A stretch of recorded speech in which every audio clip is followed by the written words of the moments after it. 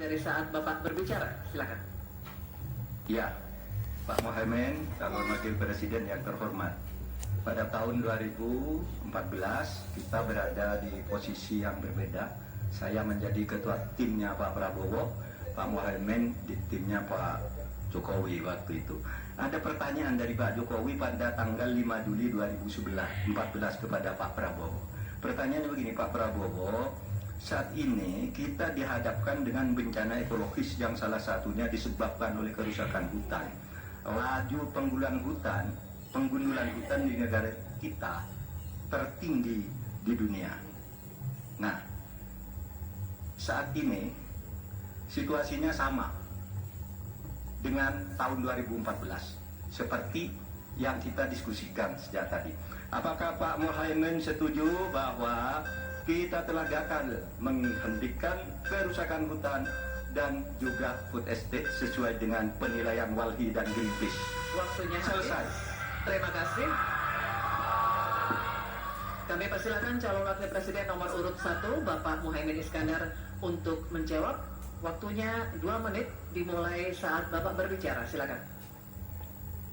Yang patut untuk bisa menjadi alat ukur adalah bahwa dari seluruh rencana mengurangi deforestasi itu adalah berapa prestasi untuk melakukan penghijauan atau reforestasi. Sampai hari ini saya setuju dengan Pak Mahfud, tidak ada keseriusan dan kesungguhan untuk itu. Bahkan mau menyediakan pangan nasional saja, kenapa tidak melibatkan petani, malah juga melakukan penggundulan hutan dan gagal lagi. Karena apa? Karena tidak melibatkan masyarakat atas tempat, juga tidak melibatkan para petani, bahkan merusak keanekaragaman hayati kita. Sehingga menurut saya ini soal keberpihakan Pak Mahfud, keberpihakan kepada pembangunan yang berbasis keberlanjutan, di mana kita tidak akan main-main dengan soal ini. Ini soal nasib generasi. Prinsipnya satu, keadilan. Keadilan ekologi harus nomor 1. Jangan pernah membiarkan keadilan ekologi ini tidak terlaksanakan dengan baik. Yang kedua, keadilan iklim. Yang ketiga, keadilan antar generasi. Komitmen keadilan ini dari termasuk komitmen keadilan agraria, keadilan sosial, nggak dijalankan sama sekali karena memang apa? Tidak ada komitmen dan kesungguhan. Konstitusi sudah ada, anggaran juga punya, kemudian undang-undang juga banyak. Sekali lagi, komitmen dan kemauan sungguh serta tidak abai terhadap tugas dan tanggung jawab sebagai pemerintah. Oleh karena itu nanti kalau amin dipercaya, insya Allah yang paling pokok adalah kesungguhan, komitmen untuk melaksanakan konstitusi dengan sungguh-sungguh, berpihak kepada rakyat dan lingkungan, bukan berpihak kepada investor ataupun pengusaha. Waktunya masih cukup, Pak Muhaimin. Baik.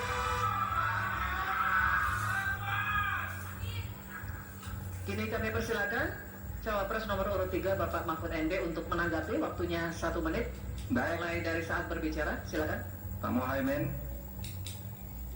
ke depan itu menurut saya pemerintah perlu melaksanakan 2 putusan Mahkamah Konstitusi yang dulu saya yang membaca vonis itu dan mengetokkan palunya. Pertama, mengakui aktivis lingkungan itu sebagai subjek hukum. Itu putusan MK. Sekarang ini kalau orang bicara lingkungan ditangkap. Nah, itu berbahaya bagi kelangsungan lingkungan hidup kita. Lalu yang kedua, saya juga udah pernah tuh membuat putusan Mahkamah Konstitusi dan saya sendiri yang ngetok palunya agar definisi hutan adat itu betul-betul dibedakan dari definisi hutan negara. Karena definisi hutan adat yang sering dipakai sekarang itu sering menyingkirkan masyarakat adat dari lingkungan hidupnya. Selesai. Waktunya habis. Kami persilakan kembali Cawapres nomor urut 1 Bapak Muhaimin Iskandar untuk merespon tanggapan dari Pak Mahfud MD tadi. Waktunya 1 menit dimulai dari saat Bapak berbicara. Silakan. Ya, setuju apa yang disampaikan Pak Mahfud. Inti dari hasil kemerdekaan kita itu kan 2. Satu, bahwa pemerintah atau negara mengatur sistem dan tata kelola pemerintahan dan kenegaraan. Yang kedua, mengelola kekayaan dan aset negara kita. Nah, ini yang tidak pernah dilakukan. Dibiarkan aset itu liar, bahkan ada orang yang menguasai 500.000, sementara petani burung kita sudah hampir 16 rumah tangga petani burung yang hanya punya tanah setengah hektar. Itu dari segi soal pertanian. Nah, apalagi jasa para pemangku adat, masyarakat adat yang memiliki banyak jasa sejak sebelum kemerdekaan hingga hari ini, menjaga hutan, menjaga lingkungan kita, tetapi tidak pernah diajak dialog. Ada pemaksaan melalui PSN, tidak diajak bicara. Rempang misalnya, itu tidak melibatkan dengan sungguh-sungguh masyarakat di sekitar itu. Masih ada waktu Bapak? Cukup? Cukup. Baik, oke. Kalau begitu, sesi tanya jawab untuk segmen ini sudah habis. Kita berikan apresiasi untuk ketiga calon wakil presiden kita. Hadirin sekalian, kita akan jeda sejenak, dan di segmen selanjutnya ketiga calon wakil presiden akan kembali melakukan tanya jawab. Untuk itu tetap bersama kami di debat keempat calon wakil presiden pemilu tahun 2024. Assalamualaikum warahmatullahi wabarakatuh. Kembali lagi bersama saya Aan Hunaifi di channel YouTube Aan Hunaifi. Wis ganteng kok durung ki? Oh, wis ganteng. Wis awakku asline wis ngantuk ning kudu gawe video, wis jadwale gawe video.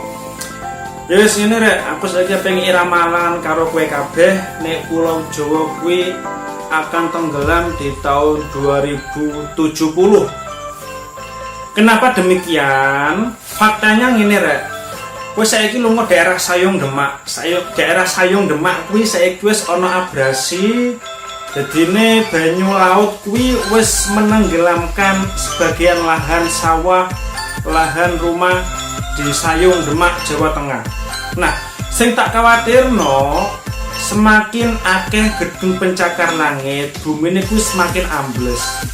Contoh Jakarta sing saiki ini banjir. Amarga gedung-gedungnya semono akeh wis mlaku bumi.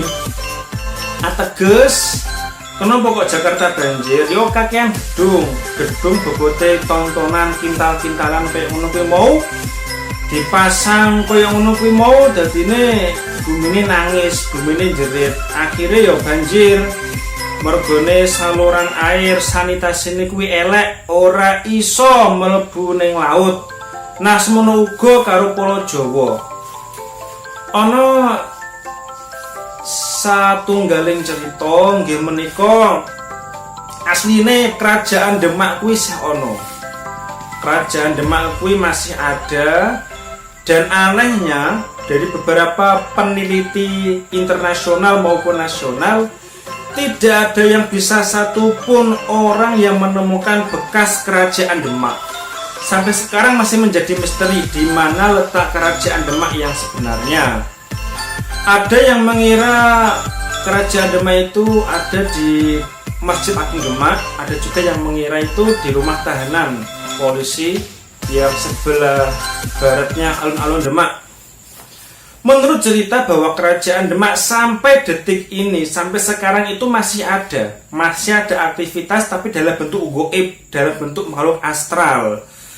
Nah, konon menurut cerita bahwa kerajaan Demak itu akan runtuh ketika Pulau Jawa akan tenggelam. Nah, tenggelamnya menurut prediksi saya, menurut ramalan Ki Aan Hunaifi itu tahun 2070.